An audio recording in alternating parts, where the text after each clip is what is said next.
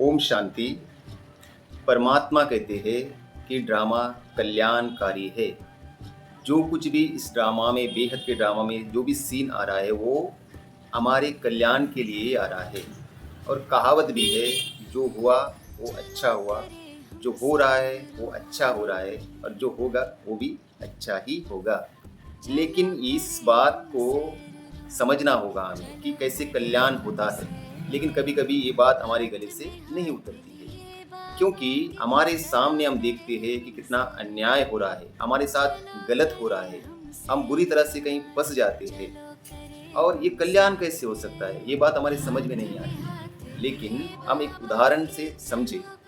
एक राजा होता है और उसका बहुत ही विश्वासु उसका मंत्री होता है, और वो दोनों एक साथ ही रहते हैं। कभी भी राजा के साथ, कभी हमेशा साथ रहता है वो मंत्री। लेकिन एक दिन क्या होता है कि एक व्यक्ति तलवार गिफ्ट में देता है राजा को। तो राजा क्या करता है कि तलवार की धार चेक करने के लिए उस पर से उंगली ऐसे फेरता है, तो उंगली कट जाती है। तो वहीं कड़ा वो जो मंत्री होता है वो कहता है कि अच्छा हुआ। सोचिए एक बार, हमें कुछ दर्द हो रहा हो, कुछ चोट लगी हो, और कोई कहे अच्छा हुआ, तो कैसा लगेगा। वो तो राजा था, उसे गुस्सा आया और कह दिया कि सेना से कह दिया कि इस मंत्री को जेल में डाल दो और आजीवन कारागार सजा दे दो उसको, क्योंकि ऐसी गुस्ताखी और कोई न करे। और ये घटना हो जाती है। उसके बाद में, कुछ दिनों के बाद में, राजा शिकार करने के लिए जंगल में जाता है। वो तो उसके साथ में सेना भी जाती है, लेकिन दूर जाने के बाद सेना एक तरफ हो जाती है और राजा एक तरफ हो जाते हैं। बहुत घने जंगल में अंदर चले जाता है। तो वहाँ उस राजा को कुछ जंगली लोग जो रहते, जंगल में रहते हैं, वो लोग पकड़ लेते हैं। पकड़ लेके ले जाते हैं। ले जाके वहाँ पर एक देवी को बलि चढ़ाना चाहते हैं। तो बलि चढ़ाते वक्त उसे चेक किया जाता है। उस राजा को चेक करने से देखते हैं तो उसकी उंगली कटी हुई है। उनकी मान्यता होती है कि बलि उसकी दी जाए जो अखंड हो।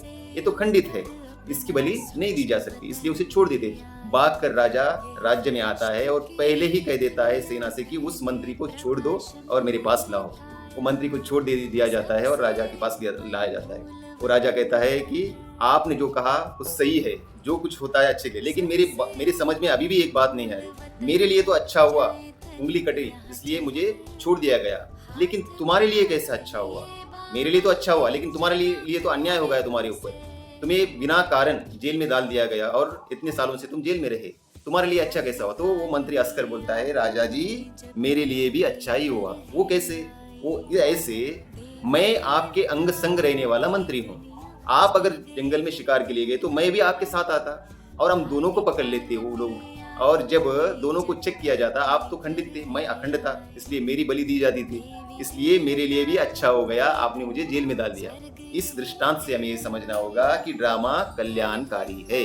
परमात्मा भी कहते हैं कि ड्रामा कल्याणकारी है। जो कुछ भी होता है वो हमारे अच्छे के लिए ही होता है। ओम शांति।